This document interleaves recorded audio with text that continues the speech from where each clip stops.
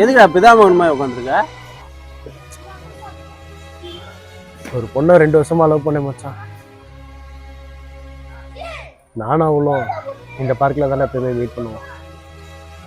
இன்னைக்கு அவளுக்கு பர்த்டே. போய் யூஸ் பண்ண வேண்டியதானே? விஷ் பண்ண வீட்டுக்கு போனேன் மச்சான்.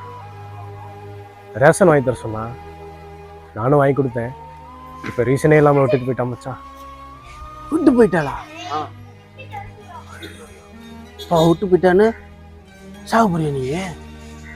அதுக்கு தானே வர சொன்னியா? நான் எதுக்குடா சாவ போறேன்? இந்த பார்க்கு வந்தேனா, ஒரு பொண்ணு சூப்பரா போச்சு. அந்த பொண்ணுக்கு படக்குன்னு ப்ரப்போஸ் பண்ணி விட்டேன்.